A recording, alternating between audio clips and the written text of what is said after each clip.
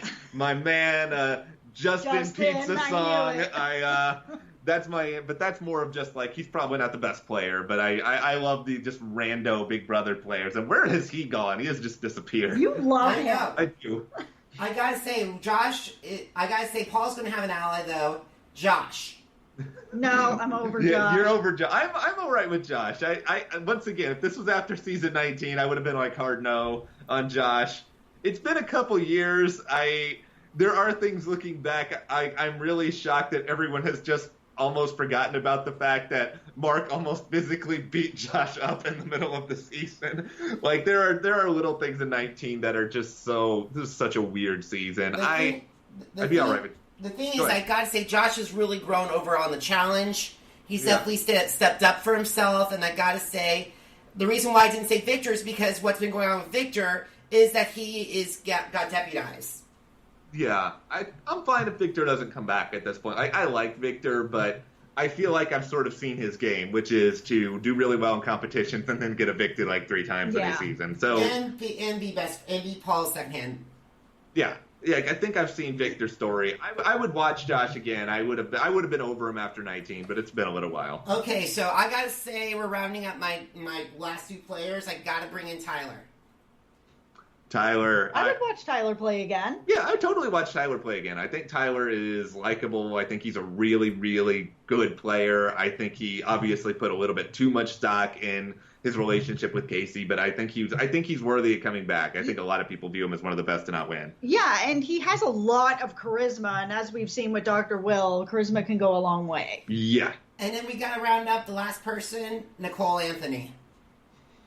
No problem with Nicole being on. I love Nicole. Oh, yeah, I would watch Nicole all day. Yeah, and I think it would be... And they don't bring on a lot of nerdy girls, which is something that I always want to see because I'm a nerdy girl. So seeing her on the show was really exciting and cool for me. Yeah.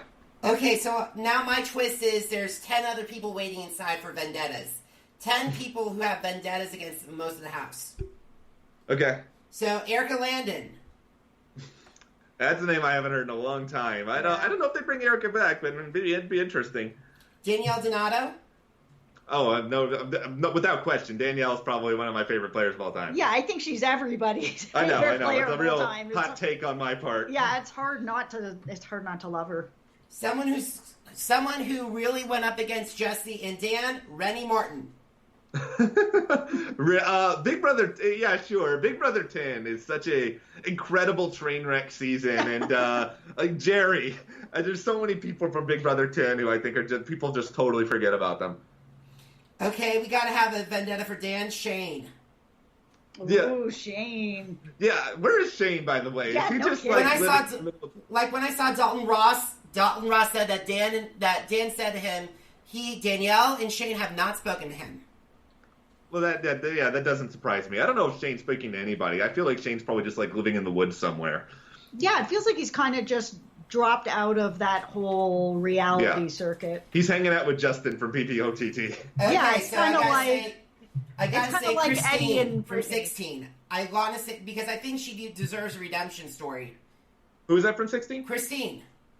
Okay, Christine. Yeah, I mean, it is interesting. I mean, the way she got booed after leaving 16. That sucked. Yeah, I'm not saying I'm not agreeing or disagreeing with anything that she did in the season. It was just... Yeah, but people shouldn't be reacting that way. Yeah. This is a hard game. It was a hard game, and I think people have done just as bad, if not worse, and they have not gotten the treatment that Christine... Like, Jack did not get booed the way that Christine got booed. No. And speaking of people that should get booed, Paulie Calafiore, that's a polarizing one. But the thing is, Paulie going into this, because of his challenge vendettas, I definitely see him going after Paul. I definitely see him going after Josh, Davon, and also Eric Stein. And because Eric talked a lot of trash on Rob Has a Podcast about him. And I also see him going after Morgan, because Morgan is dating one of Paul's rivals, Johnny Bananas. Yeah, and I think because I'm not as tapped into the challenge, like I don't know as much about the rivalries and anything else. Like, for me, I'm fine being done with Paulie, but I do think that Paulie, like, crying while making the pie punishment is one of my favorite Big Brother moments from that season. And Paulie as a villain was fun television. If you bring him back for that, I'm I guess okay with it. But I'm not overall. I'm just not the biggest Paulie fan. Okay, we gotta have, since we have Paul and Josh, Cody Nixon.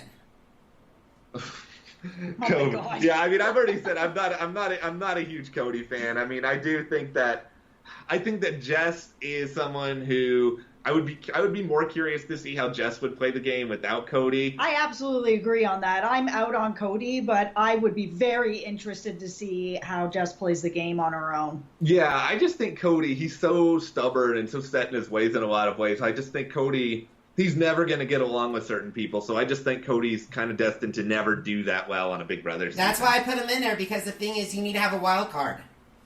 And he has a vendetta with both Josh and Paul. He's also a bit boring on the feeds, just kind of watching him by himself and playing chess by himself and just eating by himself. Like I'm a feeder, so I want to see people talking, gameplay. Oh, I forgot one person from my cast. Oh, who's that? Tamar. Tamar. We need to have a celebrity presence, and Tamar's like the only unanimous victor besides Dan.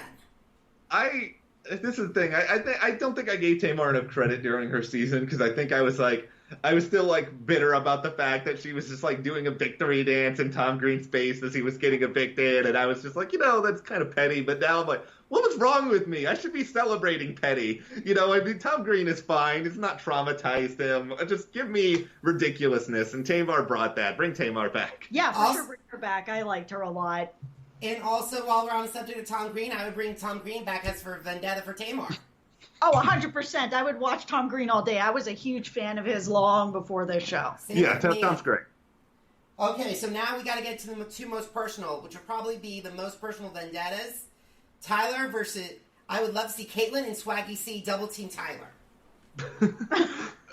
Would Caitlyn and Swaggy C work together? This is my big question with that. Yeah. They made amends according to Swaggy and Caitlyn. Okay. I see. So she wasn't going to burn him again. Yeah, I mean, I think it would be funny. I don't see, Caitlyn's one of these other interesting things. More so than seeing her on a season like this, I want a season of just Big Brother train wrecks. Bring in Devin, bring in Joey, if you want to bring in Caitlyn, just bring in all these terrible players and see if the cream will rise to the top, or if the house will just spark on fire and burn down like a weekend. I would watch that. Not a whole summer season of it, but like a winter season of Yeah, you want 3 weeks of this, and then you probably need a break. Well, then I would need to see some good players. Okay. Alrighty, so I gotta say, I think this would be a good cast going in, and if you give them $1.5 million to battle it out for 2 months, that would be a great, interesting television feeds. Yeah, and for me, the two people that you've mentioned are Dan and Will. These are the two people that I want to see in a house together. They've both been said to be the kings of Big Brother, and I would love to see them in the house together. Yeah, and I want to see this more. I want to see this as a winter season or something like that, because for me, as somebody who does spend a lot of time watching live feeds, I'm always going to be more interested in kind of learning about new players and getting to know them, because and this may just be my jaded, reality TV alum perspective, but I just feel like you put a lot of people who already have fame in the house together, that they're going to talk a lot about Instagram and meeting people and name dropping, and then it's just all right, guys, I don't need to hear your name dropping for 90 days. Okay, so speaking of name dropping, we've got to get to returning house guests, because I have a very sneaky suspicion for the 20th anniversary. Somebody from the past 2 seasons could come back. The big people that I'm thinking about are Tyler, Brett, Caitlyn, Swaggy or Bailey, Nicole, Tommy, Chrissy, not together. And then, of course, because of what happened last year, David, Kemi, and Ovi. What are your thoughts?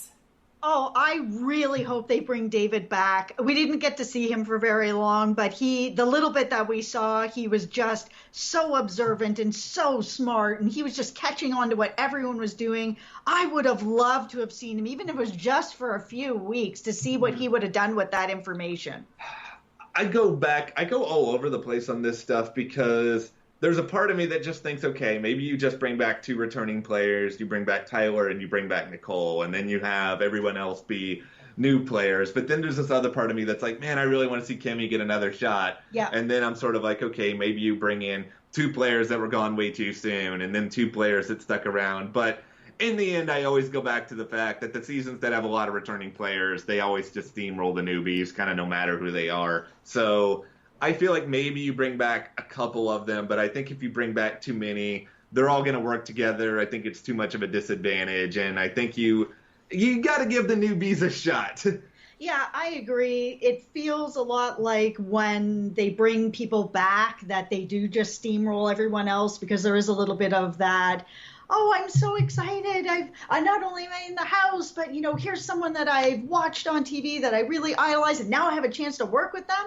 It's almost kind of like what's happening on Survivor. Like, why is Boston Rob not the first person everybody's targeting? It would be like this on Big Brother. If I walked into the Big Brother house and I saw Dan Giesling sitting on that couch, he's got to go, and he's got to go immediately. Because if he doesn't go immediately, he's going to steamroll the house. Yeah. Same if I saw Janelle or Rachel Riley or Danielle Reyes, or June. Yes, yeah, exactly. If I saw any of them sitting on the couch when I walked in, they would have to be the first to go, because if you let them stay, they are going to steamroll everybody. They have just an amazing charisma. They know this game, and then there's also sort of that stars in the eyes where it's like, oh my goodness, I'm playing with Janelle. This is incredible, and people fall for that. I would get rid of Dan early as long as he let me play video games with him later. That's what about Dr. Will? I think getting Dr. Will early is probably Will, Paul, and Tyler would probably be my first people I would try to get rid of early. I would get rid of a couple of them, and then I'd probably keep one of them and try to use them as a shield for a little while. But that's the mistake. That is the mistake. I also said that I would keep Boston Rob and then throw a challenge to get rid of him right before the merge. And that's why he would steamroll you. Yeah, I'm a crazy person. Yeah. Alrighty, guys, we got to wind down. So why should my listeners check out Carter Matt? Okay, I think really if you like good reality TV, just fun reality TV discussions that are by people who love this stuff as much as you do. We have opinions, and more than anything else, we encourage discussion. We want to be a part of this with everyone who watches us. Yeah, and even if you don't agree with us, we're happy to hear that. I mean, there's a lot of times that we landed on something, we thought that this is how we felt about it, and we've heard other people's opinions that made us think. Yeah, I think more than anything else, we love to be a community. We love hearing from all different points of view, and it's a fun place to go if you just want to chat about things, watch some discussions. We are very timely. We get things done as soon as we can so that we always have something for you pretty much every day. And we like to be in the comments with you guys so that you don't feel like you're just putting a comment out into the void and nobody's listening. Awesome. So, guys, where can my listeners find you?